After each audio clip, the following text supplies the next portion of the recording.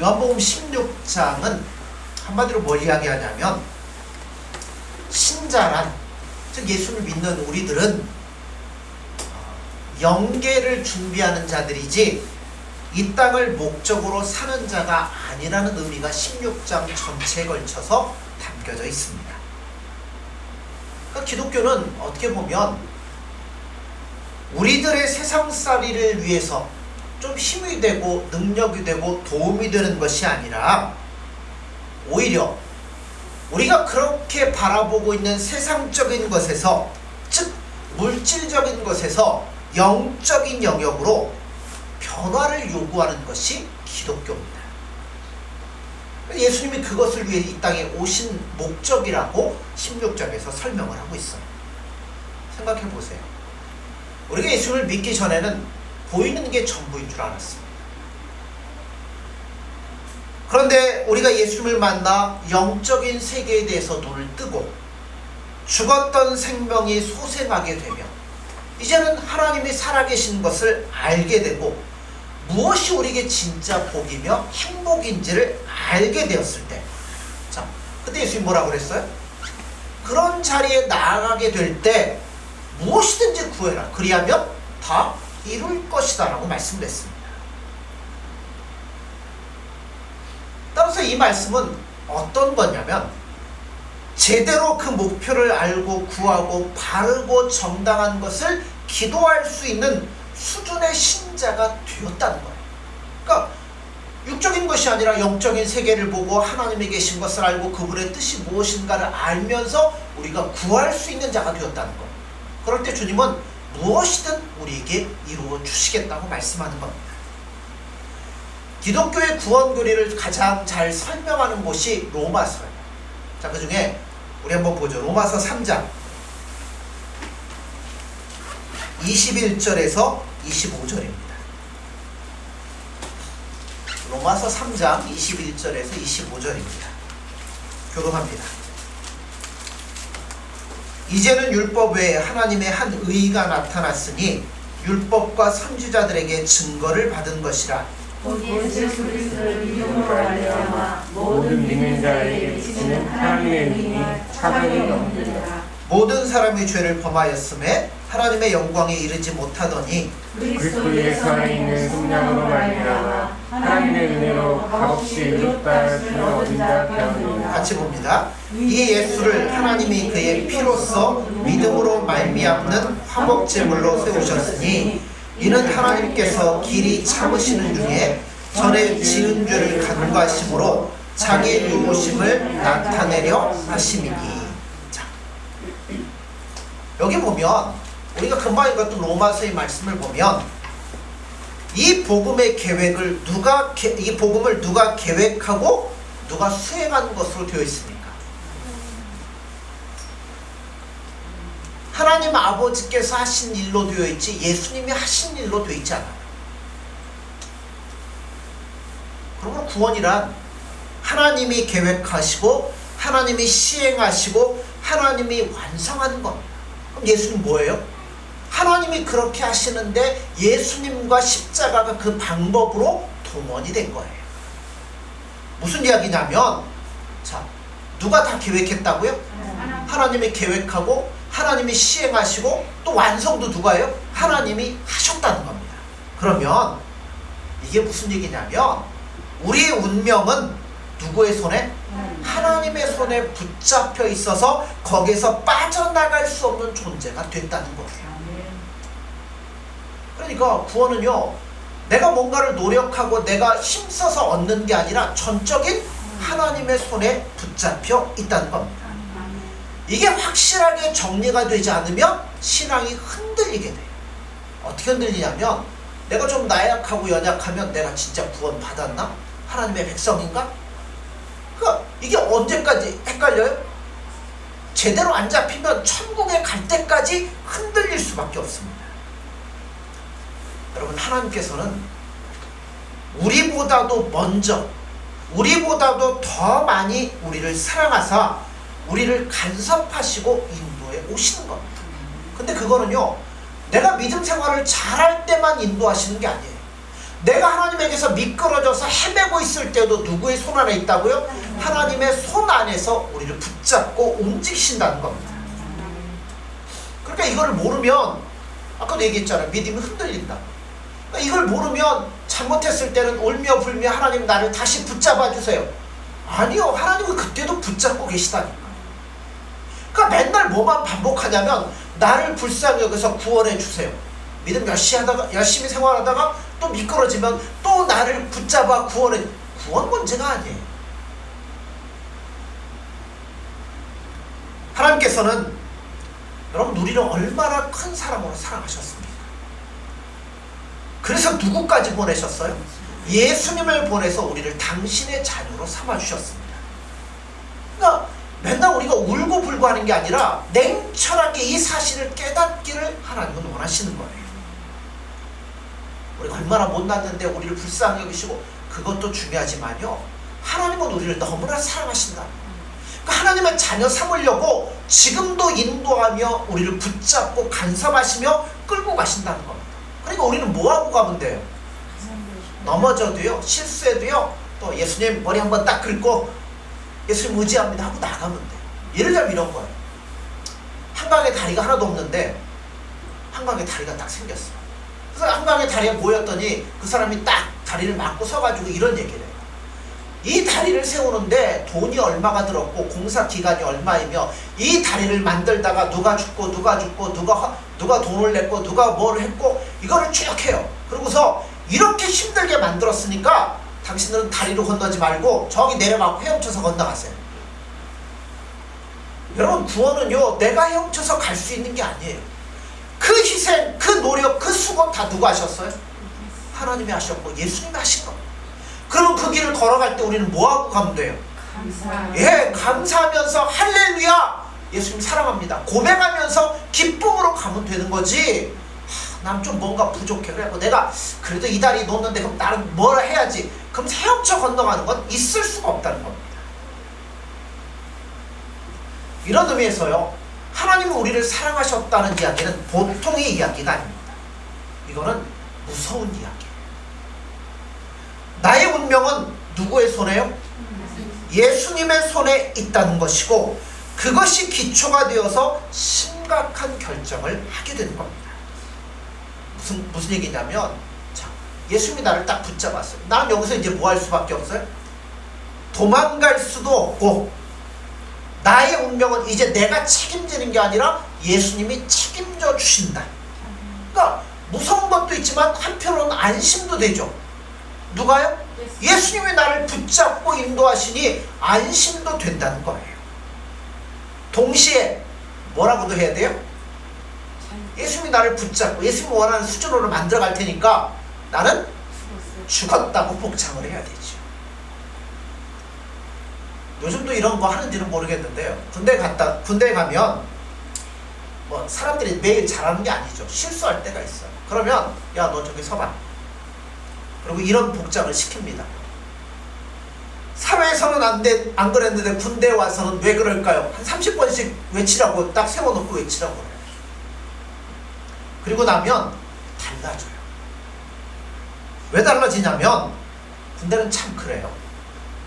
여기에서는 내가 실수하고 넘어져도 내가 의지할 친구도 있고 부모님도 있고 나하고 친한 사람들도 있어요. 그런데 군대 가면 의지할 데가 어디 있어요? 응석 부릴 데가 어디 있어요? 누가 할 수밖에 없어요? 내가 바꿔주고 내가 변화될 수밖에 없다는 겁니다. 우리가 바로 그러한 입장이라는 거예요. 우리는 예수님 앞에서 도망갈 수 없는 자들입니다. 동시에 안심스러운 운명에 처한 자임을 깨달을 수밖에 없어요. 갈라디아서 4장 4절에 6절에 보면 자, 이렇게 시작이 돼요. 때가 차매 하나님이 그 아들을 보내사 여자에게서 나게 하시고 율법 아래에 나게 하신 것은 율법 아래에 있는 자들을 속량하시고 우리로 아들의 명분을 얻게 하려 하심이라. 너희가 아들이므로 하나님이 그 아들의 영을 우리 마음 가운데 보내사 아빠 아버지라 부르게 하셨느니라. 자, 모든 것은 누구의 계획 속에 있냐면 하나님의 계획 속에 있습니다. 시작이 내가 어떻게 시작했다고 그랬죠? 때가 참해. 하나님의 계획 안에 있고요. 하나님의 때가 참에 모든 것들이 하나님의 손 안에서 움직이는 겁니다. 세계 역사는 민족과 민족이 문화와 문화가 싸우는 것이 아니라 하나님 우리를 얼마나 사랑하셨고 우리를 어떻게 구원하시려는가 하는 것의 싸움이라는 거예요. 하나님이 어떻게 그 일을 이루시며 그의 부르시는 자를 구원 얻도록 만드는가 하는 싸움입니다. 여러분들을 하나님이 부르셔서 어디에 태어나게 했어요? 대한민국. 그것도 대전에 지금 살게 하신 데는 우리 각자에게 하나님이 계획하고 있는 그 길이 있다는 겁니다. 그래서 우리가 이 자리에 나와 있고 지금 여기에 살고 있는 거예요. 그런데 가끔 이런 여러분 생각하실 때가 있을 수도 있어요. 왜 하필이면 이 시대, 그쵸? 여기에 태어났을까? 좀 더 환경이 좋았고 내가 좀 더 여건이 좋았고 좀 더 이런 게 좋았으면 내가 예수님을 더 잘 믿을 텐데 왜 이랬을까? 그런 생각을 하시는 분들이 있을 수 있어요. 근데 한번 생각해 보세요. 여러분, 똑똑한 것이 자랑입니까? 자랑일 수 있죠. 근데 여러분, 자랑거리도 되지만 안 그럴 수도 있다는 거예요. 똑똑한 것만큼 귀찮은 것도 없습니다. 남들은 모르니까 걱정 안 할 것도 아니까 뭐예요? 걱정하게 되고, 남들은 못 보니까 넘어갈 것도 나는 보니까 뭐예요? 근심하게 되고 신경질을 내는 겁니다. 이런 설교를 하면 또 목사님 뭐 인권 뭐 이런 얘기 할 수도 있어요. 근데 들어보십시오. 똑똑하고 살찐 사람 여러분 많이 안 보셨죠? 생각이 많아서 살찔 겨를이 없답니다. 그러므로 여러분, 아는 게 좋은 것 같지만 때로는 그것 때문에 피곤하고 불행할 수도 있습니다. 30년, 40년 전만 해도 범죄가 일어나면 대부분 어떤 문제예요? 먹고 사는 문제 때문에 일어나는 범죄예요. 배가 고파서 남의 집에 가서 물건을 훔치고 이런 일들이었는데, 이제는 다 어떤 범죄로 바꿔지냐면 어떤 성적인 범죄, 이런 것들로 다 바꿔지는 추세에 있습니다. 왜 그러냐면 인간은 끊임없이 부패하기 때문에 그래요. 선한 것을 도무지 만들어내지를 못합니다. 그런데도 사람들은 이것만 해주시면 내가 더 많이 더 깊이 하나님을 생각할 텐데 라고 끊임없이 부질없는 생각을 하고 있을 때가 많아요. 아니에요. 하나님은요, 우리를 사랑하신다고 그랬잖아요. 그래서 하나님께서 우리를 하나님의 자녀로 항복시키는데 결코 손해를 보시는 길로 가시거나 손해보시는 방법으로 우리들을 인도하지를 않으십니다. 아까도 시작에 갈라디아 얘기했잖아. 뭐가 참해? 때가 참해. 누구를 어느 집 몇째 아들로 태어나게 하셔서 대학을 한 두세 번 떨어지게 만드시고 이렇게 모두 뭐에 있어요? 하나님의 손 아래 있다는 겁니다. 결국 그걸 통해서 뭐 하시게 만들어요? 그렇죠. 그래도 하나님 막 일부러 떨어뜨리는 건 아니겠죠. 그러나 그런 과정들을 통해서 우리가 하나님을 만나게 되고 그 앞에 행복하게 하고 하나님을 사랑하는 자로 만들어내시는 분이 누구냐면 하나님이시라는 겁니다. 이것보다 기쁜 일이 없죠. 뭐 사회에서 친구를 만나거나 동창회 나가서 잴 건 없지만 따지고 보면 누가 제일 행복해요? 그렇죠. 우리는 영적인 세계를 이미 소유하고 있는 자들이고 우리는 누구의 손에? 누구보다 든든한 예수님의 손에 붙잡혀 있는 자들이기 때문에 여러분, 우리는 실패할 일이 없다는 거죠. 이건 영적인 일에 관한 거죠. 그러므로 우리는 겉으로 잴 건 없어도 누구보다 행복한 자라는 것을 스스로 알고 있는 자들입니다. 예수님께서 구원하러 이 땅에 오시는데 그건 누가 시켜서 하신 거냐면 하나님의 일이죠. 하나님께서 우리를 향하여 가지고 계시는 집념과 사랑, 또 열심, 그리고 그 계획들을 완성하기 위해서 예수님이 친히 이 땅에 오신 겁니다. 우리에게 대하여 갖고 계시는 그의 사랑을 완성시키러 오셨는데요. 자, 요한복음 6장 38절 40절을 보면 제가 읽습니다. 내가 하늘에서 내려온 것은 내 뜻을 행하려 함이 아니요 나를 보내신 이의 뜻을 행하려 함이니라. 나를 보내신 이의 뜻은 내게 주신 자 중에 내가 하나도 잃어버리지 아니하고 마지막 날에 다시 살리는 이것이니라. 내 아버지의 뜻은 아들을 보고 믿는 자마다 영생을 얻는 이것이니 마지막 날에 내가 이를 다시 살리리라 하시니라. 자, 누구의 뜻을 완성하러 왔다고요? 하나님 아버지의 뜻을 완성시키러 왔다는 겁니다. 그 하나님 아버지의 뜻은 뭐예요? 자, 그렇죠. 우리를 사랑하시고 우리를 그분의 자녀로 만드는 것이 하나님의 뜻입니다. 그걸 이루러 예수님이 오신 거예요.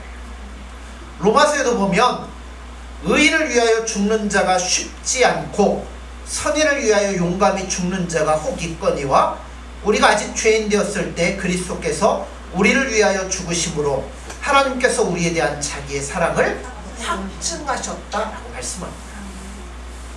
그러니까 예수님의 십자가의 죽으심은 우리에 대한 뭐를 확증하는 거예요? 사랑이 얼마만한 것인가 하는 것을 증명하는 것이고 보여주시는 겁니다. 그래서 우리는 두 가지 결론을 내릴 수 있어요.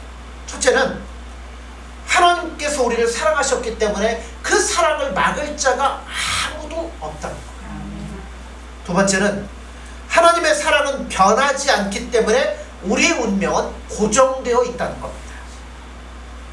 로마서 8장 31절에 이렇게 말씀을 해요. 이걸 그런즉 이 일에 대하여 우리가 무슨 말하리요? 만일 하나님이 우리를 위하시면 누가 우리를 대적하리요? 자, 우리에게는 든든한 뭐가 있어요? 우리의 편이 있어요. 그게 누구냐면 하나님입니다. 그럼 나를 대적하면 누구를 대적하는 거예요? 그렇죠. 하나님을 대적하는 것이 되는 겁니다.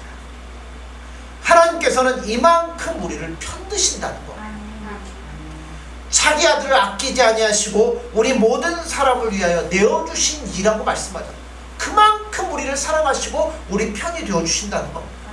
그리고 누가 우리에게 시비 걸면 누구한테 거는 거예요? 하나님한테 거는 것과 똑같다는 겁니다. 로마서 8장에 이렇게 얘기해요. 누가 능히 하나님께서 택하신 자들을 고발하리요? 의롭다 하신 이는 하나님이시니라. 하나님 우리를 정말 사랑하시죠. 그래서 우리를 구원하시며 의롭게 하시며 그의 자녀로 만드시기 위해서 예수님을 십자가에 죽이시는 대가를 치를 만큼 우리를 사랑하신다는 거예요. 그래서 이 일을 이루기로 결심한 분이십니다. 자, 한 번 더 찾아보죠. 로마서 8장 34절 35절 교독합니다. 8장 34절 35절입니다. 누가 정죄하리요? 죽으실 뿐 아니라 다시 살아나신 이는 그리스도 예수시니 그는 하나님 우편에 계신 자요 우리를 위하여 간구하시는 자신이라. 누가 우리를 그리스도의 사랑에서 끊으리요? 환난이나 풍부나 박해나 기근이나 적신이나 위협이나 칼이라. 예, 아무것도 우리를 하나님의 손에서 끊을 수 없다고 합니다. 아멘. 자, 38절 39절 다시 교독합니다. 내가 확신하노니 사망이나 생명이나 천사들이나 권세자들이나 현재일이나 장래일이나 능력이나 높음이나 깊음이나 다른 어떤 특징이라도 우리를 우리 주 예수 그리스도의 사랑에 있는 하나님의 사랑에서 끊을 수 없으리라. 아멘. 자, 하나님께서 우리를 얼마나 사랑하셨습니까? 그 사랑이 어떤 희생을 치르고 실천되었는가 하는 것을 기억하는 것은 굉장히 중요합니다. 좀 하나님이 우리를 얼마만큼 사랑하는지 그 사랑을 이루려고 어떠한 희생이 치러졌는가를 늘 기억하시라는 거예요. 그러다 보면 우리에게 또 하나의 무서운 결론이 있습니다. 자, 하나님은 아까 제가 손해보지 않는다고 그랬죠. 하나님이 우리를 그의 자녀로 부르셨고 사랑하셨기에 하나님의 사랑에 걸맞는 자로서 살아가기를 우리에게 요구하신다는 거예요. 빌립보서 2장 12절 13절에 보면 그러므로 나의 사랑하는 자들아 너희가 나 있을 때뿐 아니라 더욱 지금 나 없을 때에도 항상 복종하여 두렵고 떨림으로 뭐하라고요? 너희 구원을 이루라. 너희 안에 사용하시는 이는 하나님이시니 자기의 기쁘신 뜻을 위하여 너희에게 소원을 두고 행하게 하시나. 바로 이거예요. 지금 우리가 내 발로 내 다리로 걷고 내 머리로 생각하고 있으니까 내 인생에 내가 움직이는 것 같지만 아니라는 겁니다. 여러분 이렇게 생각해 보세요. 자식이 자기가 판단하고 자기가 움직이지만 자식이 하고 싶은 대로 내버려 두는 부모는 아무도 없습니다. 근데 반면에 자식들도 부모가 하라는 대로 끝까지 기쁜 마음으로 하는 자녀도 없습니다. 하나님과 우리 사이의 관계가 그런 것 같아요. 우리는 우리 자녀들에게 굉장히 많은 것들을 요구를 하죠. 뭐 예를 들어 뭐 이런 건 아니겠지만 그냥 예로 드는 거예요. 자, 동굴에 가서 보물을 찾아오는 것은 기쁘지만 그거 찾는다고 학교 빠지는 것은 안 기쁘죠. 그러니까 뭔 얘기예요? 공부도 열심히 하고 동굴에 가서 보물도 찾아오면 좋겠다는 거죠. 부모가 자녀에게 집요하게 요구하는 것들을 가만히 살펴보면 여러분 우리가 앉은 자, 우리 누구의 자녀라고 그랬어요? 하나님의 자녀잖아요. 우리 부모님 하나님도 뭐 하시겠어요? 하나님의 원하는 수준에 잘 맞춰 살아가라고 우리에게 끊임없이 뭐 하시겠어요? 요구하시며 인도하시며 섭리하시며 주장하실 거라는 거죠. 그리고 하나님이요 우리가 하고 싶은 대로 그냥 내버려 두고 살라고 하나님은 절대 안 그러셔요. 엄청난 집념과 기대를 가지고 하나님이 기뻐하는 수준으로 올라오도록 온갖 일들 속에서 역사하시며 중원하신다는 겁니다. 그 신자들은 누구를 막론하고 이 하나님의 사랑을 힘입고 이 자리에 앉아있는 겁니다. 그래서 하나님의 인도하심과 그 열심 어린 손에 의해서 잡힌받은 자들이에요. 그러니까 하나님 그 얼마나 열심을 내시고 집념을 가지고 인도하시냐면요. 구약 성경들 보세요. 아브라함 불러놓고 몇 년 걸려서 그 믿음을 완성시키셔요? 25년 넘어서 쭉 그러니까 이삭이 자라고 뭐예요? 그러니까 굉장히 오랜 시간이 걸렸죠. 야곱은 어땠어요? 더 오랜 시간이 걸렸어요. 요셉 꿈주고 다 소망까지 줘놓고 그거 완성시킬 때까지 10몇 년이라는 시간이 걸리지 않습니까? 그러니까 그 시간 동안 하나님 뭐 하시는 거예요? 놓지 않으시는 거예요. 여러분 인생이 하나님 여러분을 택하셔서 우리가 언젠가 저 영원한 나라에 갈 텐데 그 나라 갈 때까지 하나님이 기뻐하는 자녀답게 살아가도록 하기 위해서 하나님은 여러분이 만나는 모든 환경 모든 일들을 통해서 여러분의 마음을 돌리시고 여러분들을 하나님 앞에 살아가도록 만들고 하나님이 기뻐하는 뜻대로 살아갈 수 있는 자녀로 하나님은 끊임없이 인도하신다는 사실입니다. 그러니까 그 손에서 누구도 우리를 빼앗아갈 수 없다는 거죠. 그러므로 자기 멋대로 사망의 길이나 멸망의 길로 가도록 하나님은 내버려 두지 않으십니다. 그러므로 여러분 이 길은 쉽게 갈 수 없어요. 나태하게 못 갑니다. 여러분 훈련되어야 되고요. 고쳐져야 되고요. 하나님이 기뻐하시는 자로 고쳐 나와야 된다는 거예요. 하나님은 그렇게 우리를 사랑하시며 우리를 인도하고 계시다는 겁니다. 혹시 예수님의 죽으심을 어떤 분들은 감성적으로만 바라보는 분들이 있어요. 신앙은 때로는 감성적인 부분도 있지만 여러분 사실은 냉철하게 보는 걸 보셔야 돼요. 감상적인 것으로 여기기 때문에 신앙생활을 실패하면 다시 하나님과 화해해서 하나님의 감정을 풀어드리고 설득시켜서 다시 우리를 하나님의 자녀로 받아주세요 하면서 회개하시는 분들이 있는데 그거 제가 아까 아니라고 그랬잖아요. 우리는 끝까지 하나님의 자녀고 하나님은 끝까지 우리의 아버지가 되신다는 겁니다. 물론 내가 그거 싫다고 영원히 딴 길로 가버리면 그건 어쩔 수 없고 하나님은 우리를 로봇처럼 만드는 분은 아니에요. 우리가 인격을 가지고 하나님에게 항복되어져서 정말 하나님이 나의 구원자십니다. 하나님만이 전부입니다. 그 고백을 듣기를 원하시는 분이지 로봇처럼 우리의 마음을 막 억지로 끌어다가 앉히시는 분은 아니라는 거죠. 그런데 우리가 실족하고 실패했다고 해서 등을 돌리시는 하나님이 절대 아닙니다. 우리가 넘어져도요 여전히 우리를 보고 계셔요. 우리를 사랑하고 계셔요. 그래서 우리는 결코 하나님의 자녀라는 이름에서 떨어져 나오지를 않습니다. 그런데 우리는 자주 이 하나님의 길이 힘들다고 뭐 할 때가 많아요? 팽개치고 도망갔다가 다시 뉘우치고 돌아오는 일이 많이 있습니다. 내가 팽개쳤던 그 일을 묵묵히 다시 하기로 결심해서 이렇게 생각하셔야 돼요. 물론 하나님이 원하는 수준으로 가다가도 때로는 어떤 내 욕심 때문에 내 생각 때문에 넘어졌을 때가 많아요. 근데 그럼에도 불구하고 하나님이 나를 사랑하셔서 내 마음을 자꾸 만지시니까 내 마음이 그 예수님으로 인해서 다시 변화되어서 아, 예수님 제가 잘못했습니다. 제가 다시 이 길을 걷겠습니다 하고 실패했던 자리로 다시 돌아와서 우리가 걷는다는 거예요. 그때 그냥 용서해 주세요 그러고 끝나는 게 아니라 내가 뭐 때문에 넘어졌는지, 내가 어디에서 이렇게 걸렸는지 그것을 돌아보고 거기서부터 다시 강해져서 뛰어넘어야 된다는 겁니다. 이게 우리 신앙생활에서 절실히 요구되는 건데요. 우리 늘 두 가지가 충돌을 해요. 뭐가 충돌하냐면 내가 요구하는 인생과 하나님이 나에게 요구하는 인생이 맨날 뭐예요? 부딪힐 때가 너무나 많습니다. 특히 어떤 것에서 많이 부딪히냐면 내 눈앞에 이익에 관한 문제일 때는 영락없이 뭐가 이겨요? 내 욕심이 이길 때가 너무나 많습니다.